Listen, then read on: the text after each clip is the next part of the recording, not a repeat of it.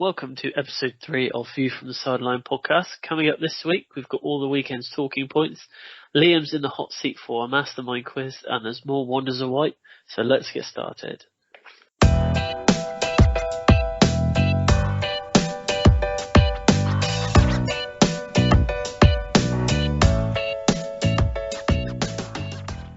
Hello and welcome to episode 3 of this new series of View from the Sideline podcast. Chris here. And as always, Liam's with me. Hello, Liam. Hey, Chris. How you doing? Yeah, not too bad. Not too bad, you? Yeah, all good. It's been a bit of an up and down week football-wise for me. But, still looking up. Things are positive. Yeah, so obviously I think we've played 2 games, since we last did a podcast. I know that we played Thursday and Sunday. So we're going to get into some talking points from this week, and we're going to go and talk about Everton first, Liam. Yes. So I thought it would be a good chance to talk about their battle against relegation, which I don't think anyone predicted, especially after the first 7 games where they were looking, I think they were in the top 4 at one point, the first few games into Benitez's reign. I just wanted to have a chat, see what you think about where it's all gone wrong for them. Looking at their form just before we came on here, they've lost 15 of 19 games since their first 7 under Benitez. In their first 7 games, they only lost 1, and they won 4 of those, right at the top of the table, and just 2 wins and 2 draws in their last 19. And I expected them to be mid-table, I think, at the start of the year. I didn't expect them to do much, but to be where they are at the minute, I don't know. It happens to clubs every now and again, I suppose, but the signs, I guess, were there. 1.7 million spent in the summer. For a club of Everton's stature, really isn't a lot. A lot of free transfers. No big marquee name coming in. I know they've struggled a bit with big signings with Bernard, Rodriguez, people like that, not really working out. And then to obviously struggle for the most part of this year to get to January, and then they've spent £30 million on 2 left-backs, which is arguably the position that they didn't really need to strengthen with Luca Digne there, and letting him go for 25 million. Obviously, I'm delighted as a Villa fan that they did. But they've spent £30 million on 2 left-backs when they had a good one there that they've let go for 25. Dele Alli's come in, not really done much. Van der Beek's looked okay in parts, I think. Early days for him. Obviously, 2 players very low on confidence. But sort of going back to the start, to appoint Benitez in the first place made a massive divide between players and fans. I mean, you've had it at Chelsea, Chris. I guess I haven't Villa with McLeish, but what did you think when, it was Benitez again, when Chelsea hired Benitez, a manager the fans didn't want? What did you think? Didn't go down well, did it? Well, no, it's just because of the history that he had with Liverpool was the main thing, and it's probably the same for Everton fans as well. He came to Chelsea at a time when Chelsea were struggling a lot, and he managed to win the Europa League. So, he did win. Changed of him since then, because obviously you didn't like him to begin with, but winning that, did it change your? Yeah, because the football that he played, it wasn't very exciting, if I was honest, from what I remember. And he did. He won a trophy, and I think everyone deserves a chance. At a football club. But it's probably a tad different for Everton with, their huge rivalry, their next door neighbours, Liverpool. It was always going to be a risky signing for them. But, hiring him, it affects the fans, but it shouldn't affect the players. And like you said, they spent very little in the summer. I think Andros Townsend was probably their most recognisable signing. Was it Townsend? Yeah. So, free as well. He hasn't done a lot, and they are, I think I've heard in the last week or so, they're in a bit of financial trouble as well with fair play. which when you look back, you think, well, they've hardly spent anything. But, it is being looked into at the moment. So that if that goes against them, they could end up losing points, and I think that would be the nail in the coffin for them. But it just hasn't gone right for them. I think they started well with Benitez, but it's soon, I'm not sure if something happened behind the scenes, because I know the main reason Digne was leaving was because of Benitez. I know they didn't see eye to eye.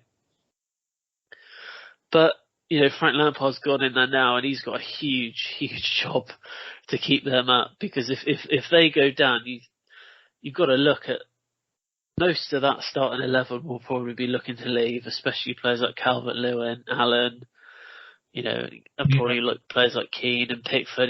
Pickford's going to want to be playing, at the World Cup, in November. So he's not going to want to be stuck in, the Championship. So he's going to be looking to leave there and probably just sign for one of the teams that come up. But, it's hard to actually pinpoint where it's actually gone wrong, because week in, week out, they just seem to be losing. And, a point of Frank. They don't have a bad squad on paper, I don't think, especially compared to teams around them. But there's something not gelling. There's something behind the scenes that doesn't seem to be right. And I was looking at the players that have left. So Rodriguez was obviously a big signing for them that didn't work, and he's gone off to play in Qatar or wherever. Bernard was quite similar, showed what he could do in tiny glimpses, but nothing huge. Walcott left again, was a big name but didn't really do much. They've lost Sigurdsson, obviously. Not going to go into detail on that one, but they're big names that have come in, not really done a lot, and I don't know whether the board are then thinking, well, we're signing these big players, it's not working, we're paying huge wages, sometimes big fees for them.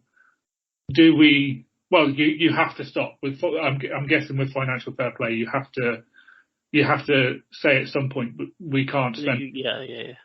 But obviously, Van der Beek's on loan. They bought a couple of left backs, which they needed after Deeney left. But I was looking at the deal for Ali, and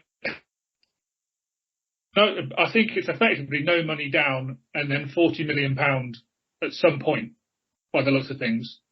And if they get relegated, on top of the financial fair play restrictions they've got, if they got an agreement with Spurs to pay £40 million, first of all, is he going to want to play in the Championship? I doubt it. Probably not. But if he doesn't, are they going to recoup that straight away and sell him for 40 million? I doubt it. No. Where's that going to leave him? I mean, and where's it going to leave Everton with their, like you say, troubles financially at the minute? I don't know. But I do think they're in serious trouble. Obviously, you have a lot of respect for Lampard, but he's not been in a relegation battle before. I'm not criticising him as a manager. He's not been at a team that has been fighting near the bottom. Do you think he's the right appointment, or do you think they should have gone with someone to shore them up a little bit, get them playing, get a bit of fight in them? I think the right thing to have done would probably go down the interim 6-month appointment with probably someone like Duncan Ferguson, who took over, who did. He's done a few games here and there, but I probably wouldn't have gone all out to sign a new manager, because I think obviously there's huge pressure on Lampard to try and keep them up, but you've got to look at, have they hired Lampard because they know that the likelihood is they might be going down? He's managed in the Championship before. Is there something in his contract to say, if they do get relegated, he can leave? It's all a bit up in the air. But he's worked under restrictions as well, obviously with Chelsea. Yeah, they think that's coming. Well, potentially, they'll lose points as well, which is going to be even harder for them to try and step. Because you look at the games they've still got, they've got 1, 2, 3, 4, 5, 6, 7, 8, 9 games left. They've got West Ham, Man United, Liverpool, Chelsea, Leicester, and Arsenal. It's a tough run-in. And they also play Brentford and Newcastle next weekend. 2 huge games. Actually, no, they're playing Newcastle this week, midweek, so because they've actually got FA Cup the weekend. So I don't know. If each week it's looking more and more likely that it's going to be them. And the current form they're playing out, I think it's going to be very difficult to get points at the games that I just listed as well. Yeah. A huge game against Brentford, second from last game of the season, if they're both sort of in and amongst it at that time. But where are they going to pick points up? I do not know. They're away to West Ham, home to Manchester United, away to Liverpool, home to Chelsea, away to Leicester, and Arsenal was the last game of the season, which they're away as well. So that is a tough run-in. They're relying on them 3 teams just being worse. Just as bad. Yeah. Yeah. Which, I mean, Norwich, you can argue, probably will be, but, Watford pick up odd points here and there. They beat Villa twice this season, so don't I just know it when they turn up, they can actually put something together. Yeah. Who knows, I suppose. The one saving grace is they have got games in hand at the moment.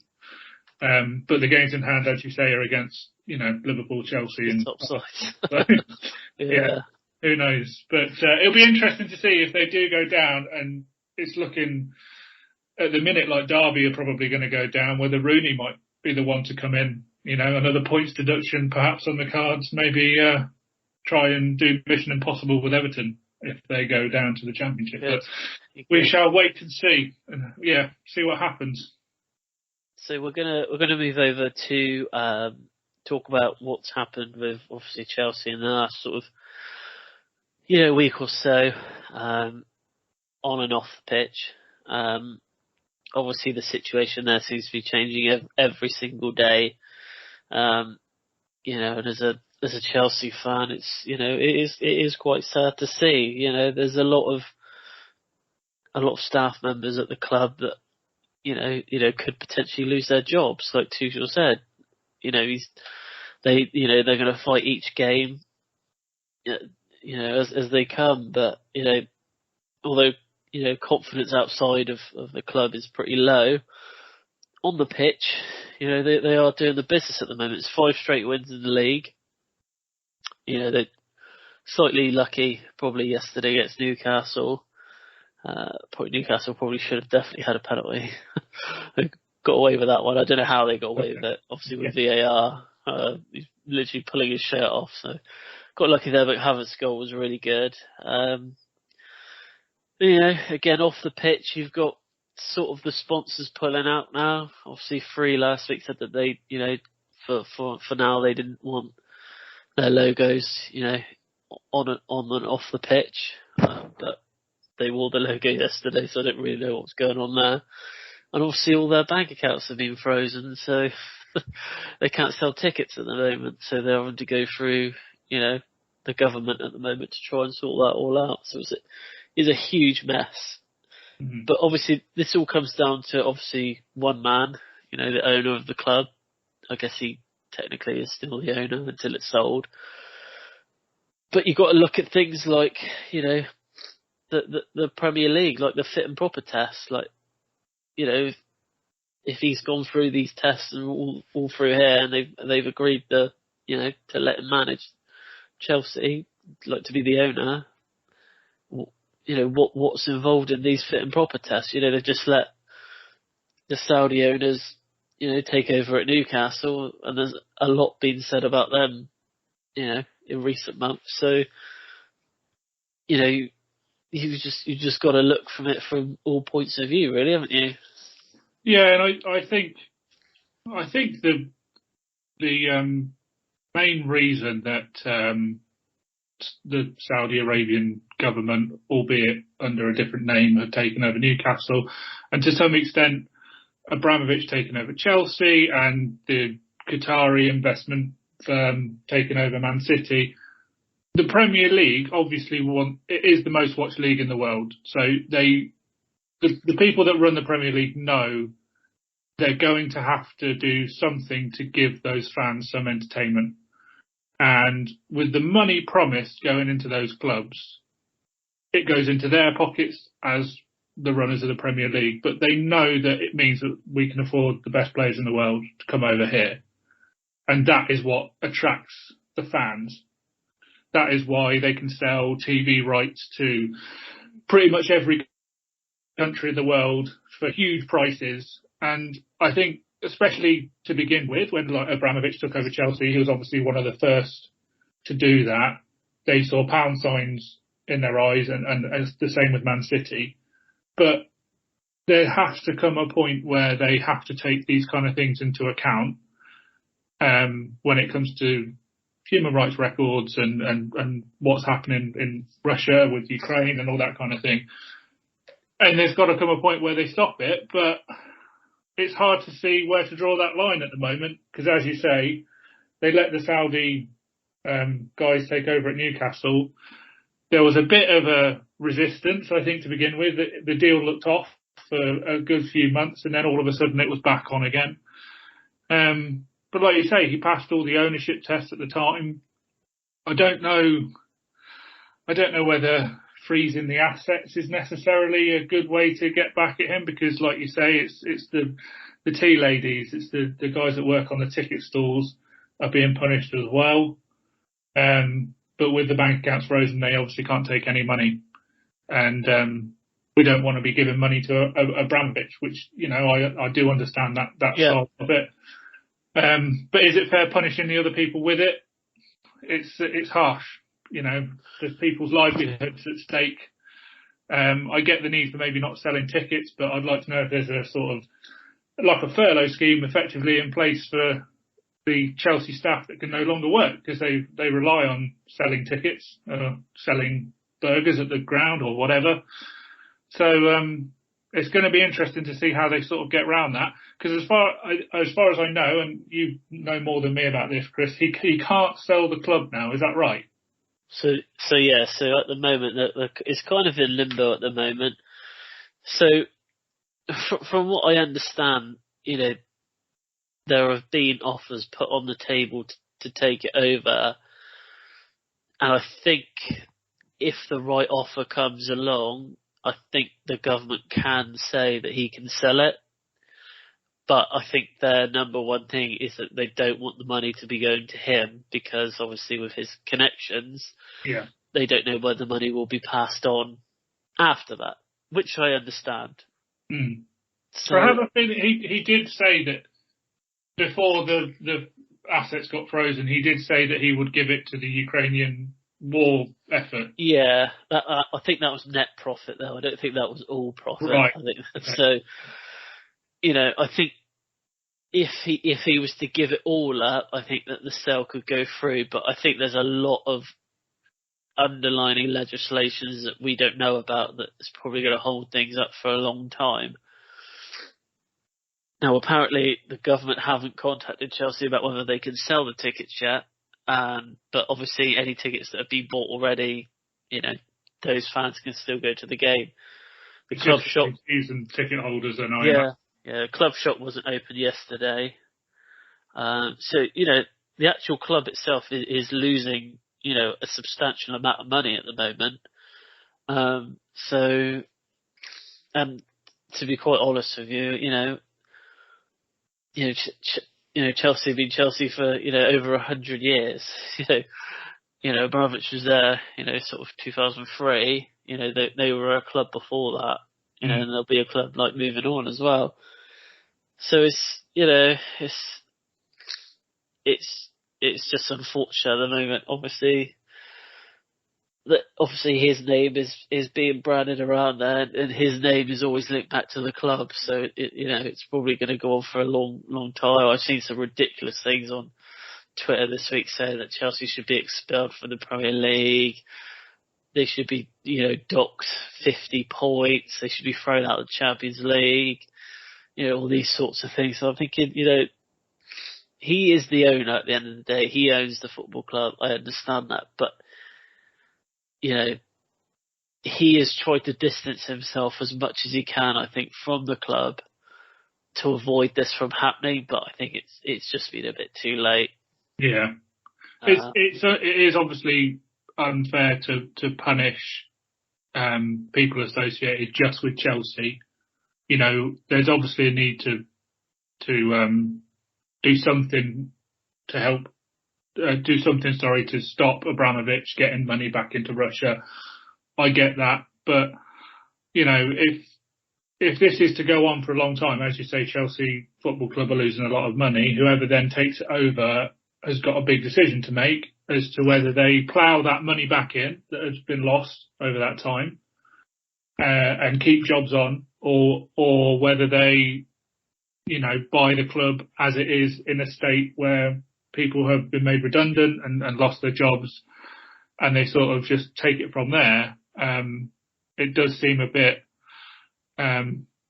mean to people just because they work at Chelsea Football Club that they are going to get punished. But unfortunately, it looks like that is what's going to happen, and you do feel for those people. But again, like I say, I understand the need to sanction the person. Yeah. It's a bit of a awkward situation. It's a strange and awkward situation, isn't it, really, when you think about it? And it's not happened before.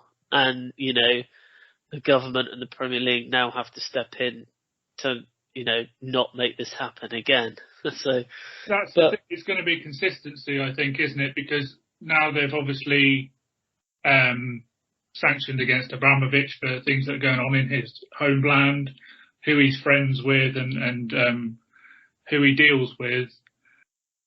Are they going to just stop at Chelsea? Do they then say, well, we've done it for one club, we have to do it for everybody? Because the rules have got to be fair. Oh yeah. If you're looking at other clubs, and there are other clubs with slightly dubious regimes that are running it, it'll be interesting to see whether they go to them next. Yeah, I see one of the potential investors is the Saudi Arabian media group from Chelsea, and it's reported they've put in an offer of 2.7 billion, so it's just shy, 300 million shy of what obviously Abramovich wants. But I think in the next sort of week or so, we're definitely going to find out more information on what's going to happen, and from an actual football point of view, what's happening on the pitch. They've done really, really well. Like, I know there's been a lot that's been set up, outside of the actual football itself, but they've kept their heads together. The manager's done a great job. In press conferences, he's had some difficult questions to answer, and I think he's answered them pretty well. And I think, I think we'll get third. I do think we'll get third. Arsenal have got 3 games in hand, which would just put them just behind us. But I think they've almost got a new energy on the pitch. They've own Kai Havertz, scoring week in, week out, which is good to see. So, and a great goal this weekend as well. Really good. Great touch. So so now we'll move on to better things. Tottenham. We've all had a laugh and a joke about Tottenham recently. But, again, something is not right at that football club. And I think when you look at it, it seems like they take 2 steps forward and then 3 steps back.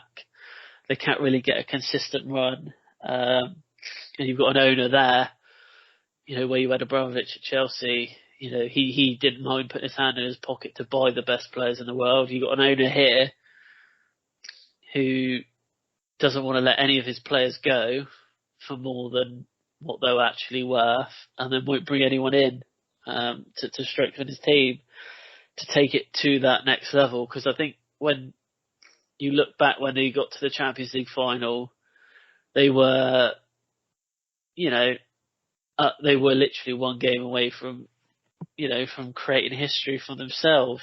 And I think it's gone downhill since then, to be honest with you. I think they were sort of under Poch I think if he would have got that investment to take them to that next level, they would have been, a massive threat in the league.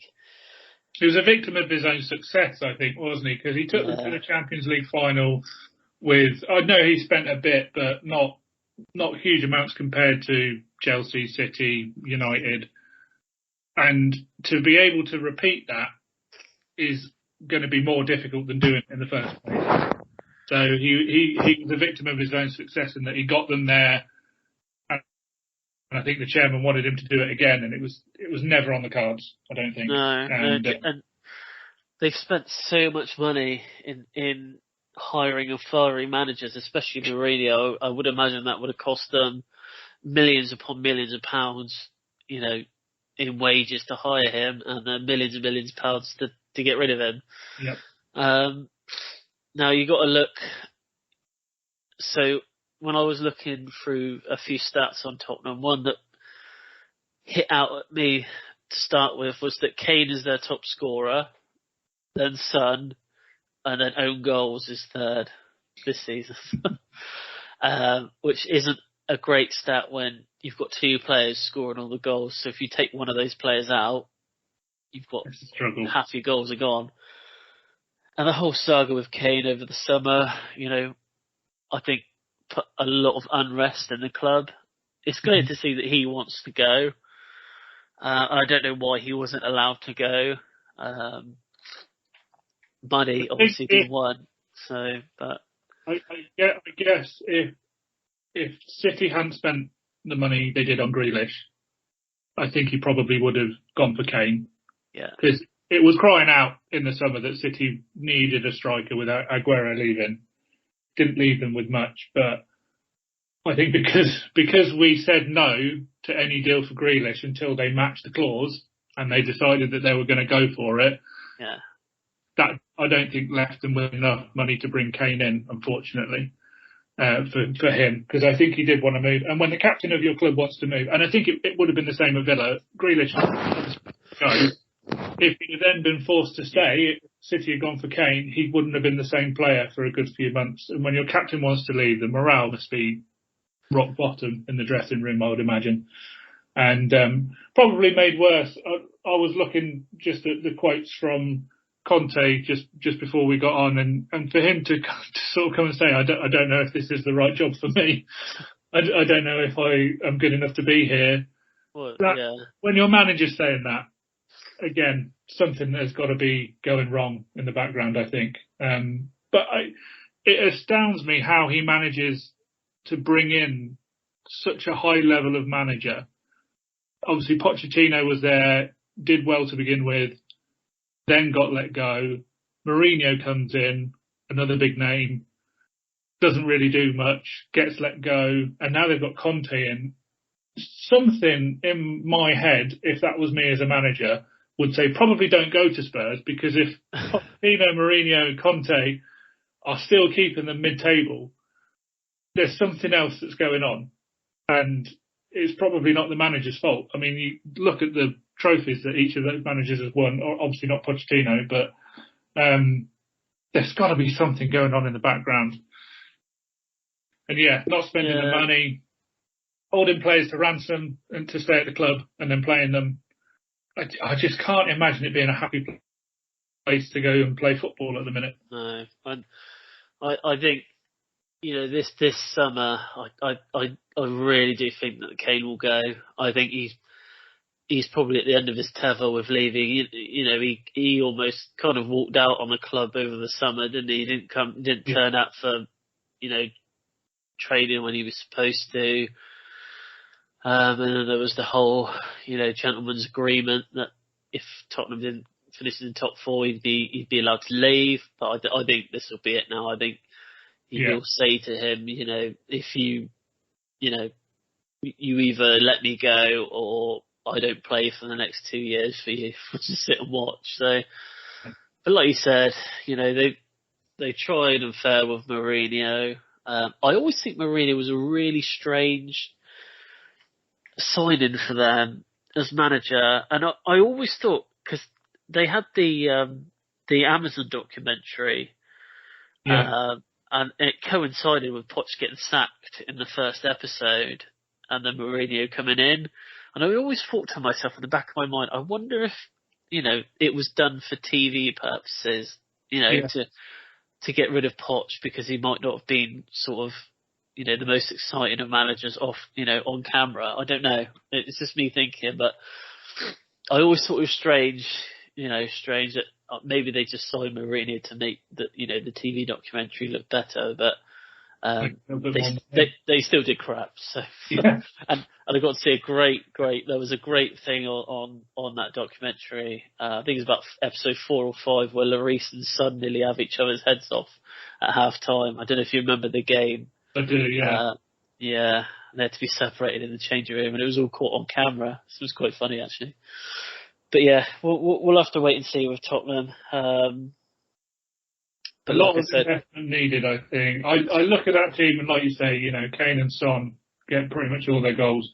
Not much in the midfield for them. And I didn't even realise that Lo Celso had gone. I mean, he's never played for them really. Well, when he has, he's not really done much. It's another player that they've paid for. He's played for Villarreal. I was watching one of the Spanish games at the weekend. I saw him. I was like, I didn't even realise he'd left Tottenham. No idea. But there's not. I mean, I genuinely think that midfield. I'm taking obviously Son as a striker, but that midfield is bottom half of the table. And Højbjerg's been all right in places, but to constantly be playing players like Winks and that in centre, just I mean, don't get me wrong, they're okay, but it doesn't scream top 4 to me. No, and whereas the defence in previous years, you could say it was pretty decent. I think is now not so much, and they need a lot of investment, and I don't think Levy will give it to them. So good luck, Spurs fans, next year. Okay, so that was this week's talking points, and end of part 1. And in part 2, we'll be back with Wonders of White. Who am I? And Liam is in the mastermind chair for his Aston Villa quiz. So we'll be back in a bit.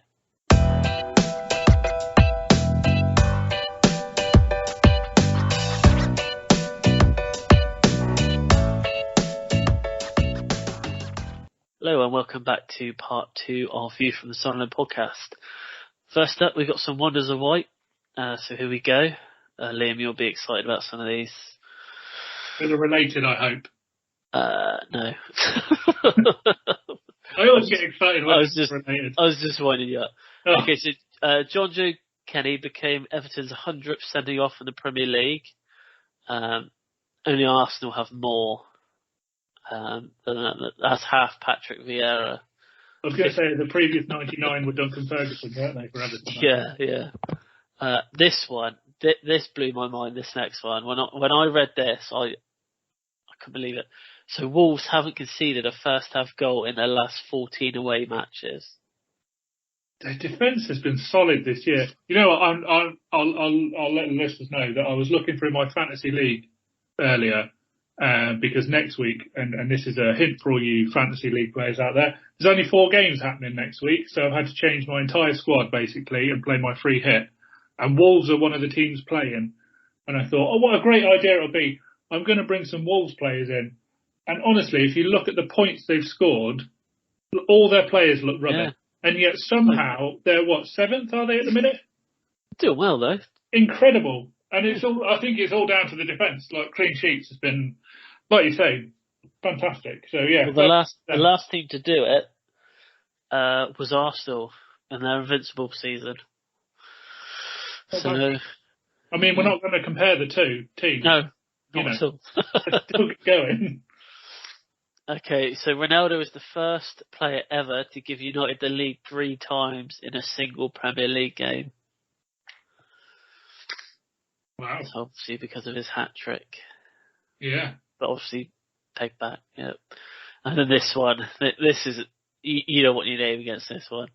So Adam Lallana has been subbed on and off in 4 league games, which is a joint record with Keith Gillespie, which is, So as in he's been He's come on as a sub and then been taken off. Yeah, 4 times. Ultimate embarrassment, isn't it, for a footballer that? Yeah. So 4 times. Keith will be happy though that Keith will be now sharing it. Yeah. I have a feeling that surely some of Lallana's are through injury though, because he just. Yeah, they are. Yeah. He happened at the weekend, so. There we go. Yeah. It's a good one.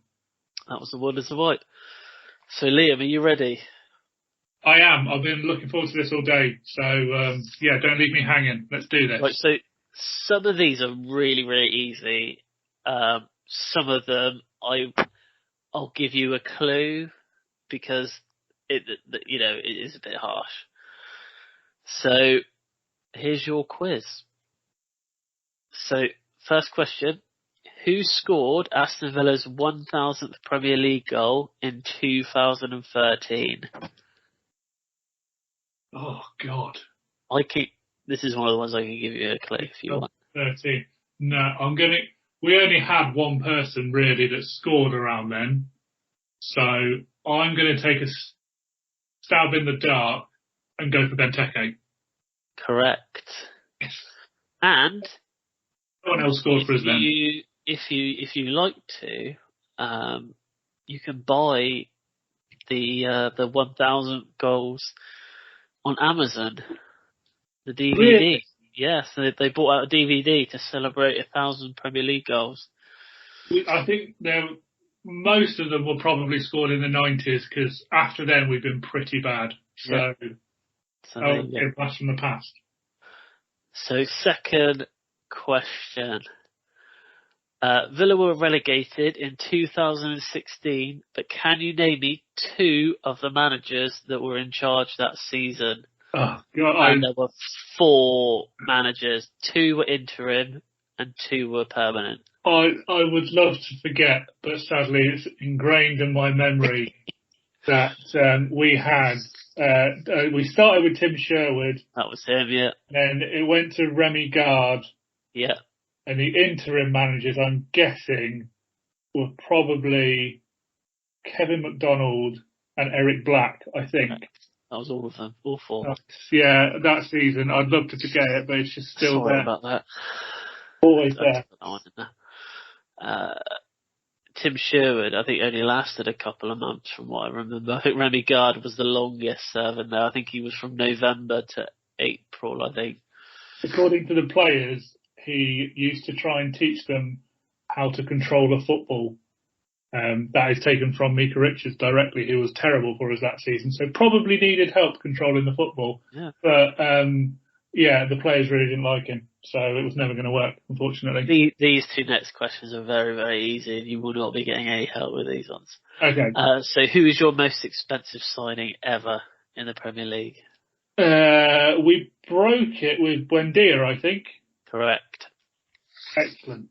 You'll like this one because you haven't mentioned it yet this week. But in Villa's most famous 7-2 win against Liverpool, who scored the hat-trick?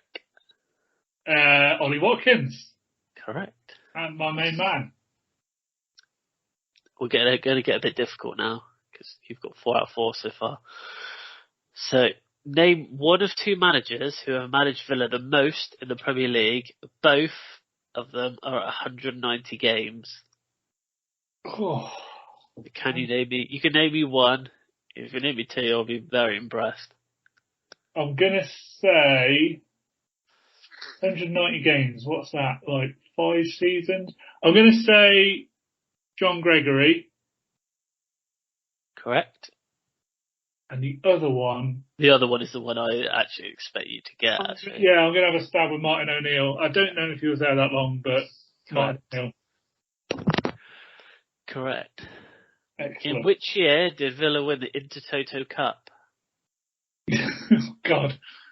I know it was in the 90s. I'm going to say 1998. Not quite. It's 2001. Oh, was that late, was it? Yeah. My Intertoto knowledge isn't where it should be. Question 7. Former striker Dwight York represented which national side? He was from Trinidad and Tobago. Correct. And he let us all down for joining Birmingham City. I'll never forgive him. He did. When I was doing a bit of research, there's been quite a few players that have gone between the two, actually. I was quite surprised. Yeah. Because he didn't sign, he didn't go, he was at Birmingham first, wasn't he?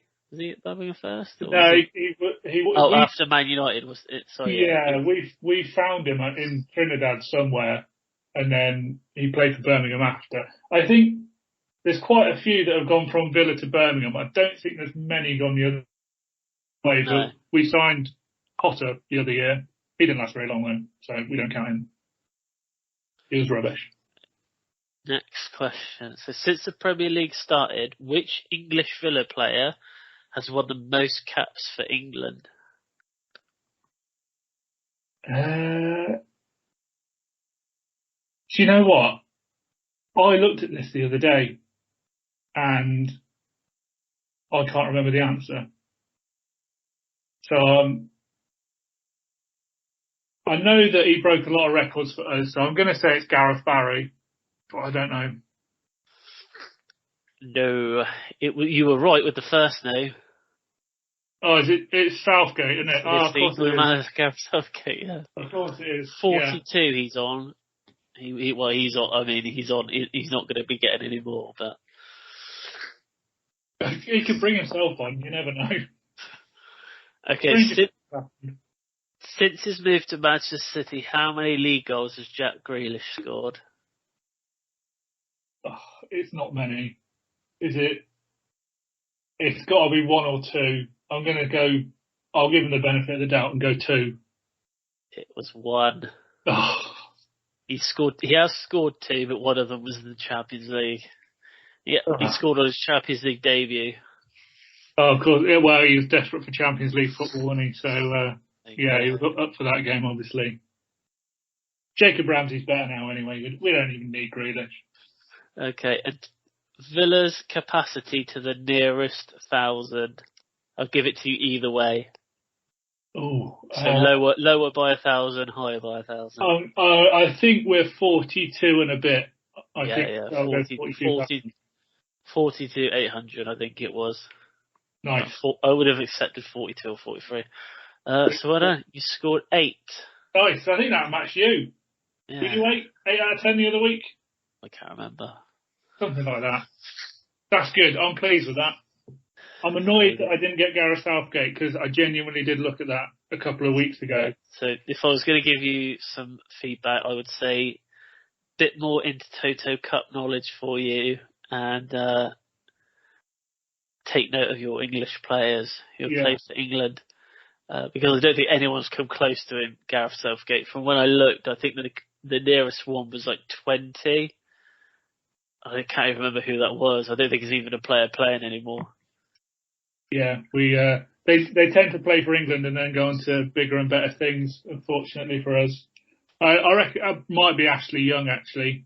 He played a few times for us. But, I don't think he's going to be getting called up anytime soon. No, he's getting on a bit these days. But yeah, I'm pleased with that. That was good, thank you. Well done. Shall we end with Who Am I? I've got a Who Am I for you. Yeah. Okay, so I have clues if they're needed, but I think you should be able to get it based on just the clues of who they've played for.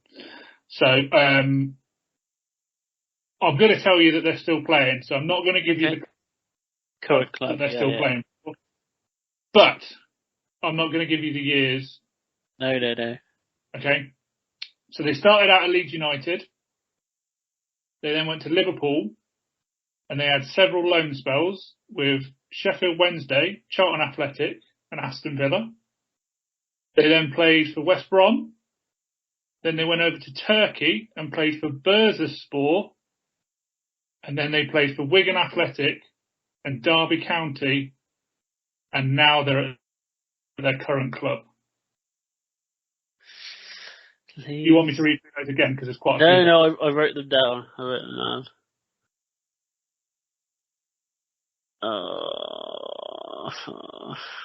I have got 3 clues written down.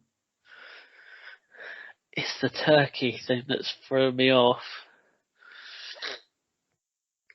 Because I can't imagine there's been a huge amount of Premier League players that have gone over to Turkey.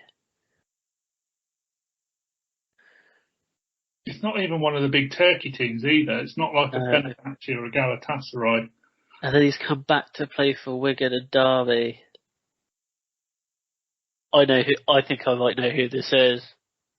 Who is his current club? Oh, I don't know who his current club is because I know he was at. Because I know he's played. I know he's played for Liverpool, but it's these 3 loans. I wouldn't have a clue. I can give you a clue. I don't want an obvious clue, but I'll take a clue. You'll take a clue. Okay. Yeah. A non-obvious clue. Yeah. I've got a few to choose from, actually. I'll give you a non-obvious clue. So he's played 4 times for England, and his last appearance was in 2011.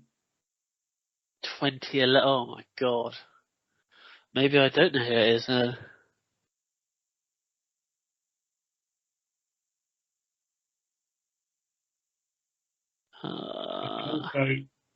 I can go on, rattle off another clue. I'll give you another clue. On March the 9th, this player came off the bench to play his first Champions League game for 17 years. Oh my god. That might give you a bit of a clue as to who he plays for. 17 years. I remember hearing.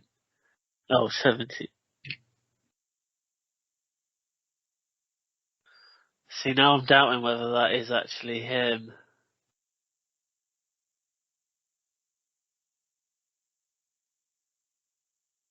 This is a tricky one. I think if I gave you his club now, I think it would really give it away. Yeah, no, don't give me, no, don't give me the club now.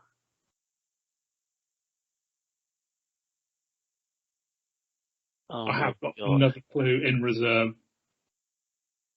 I've got another 2 clues in reserve, actually. I can give you the year that first made his debut. You know what? I'm going to tell you the person I thought it was at first, but now the Champions League thing has really, really thrown me. I thought it was Andre Wisdom at first, but it's definitely not him. Yeah, he has played for a few of those clubs. But he's played for Derby. I think he's played for West Brom. 17 years. I've heard this. I've heard this. Someone say this, like literally, like probably on March the 9th. That was only last week, wasn't it? Oh, hang on. If it was last week, hang on. What's the date? What? Yeah, the date today. So this was last week. Is the 14th of March. So this is going to be. Hang on. Let me look at these teams.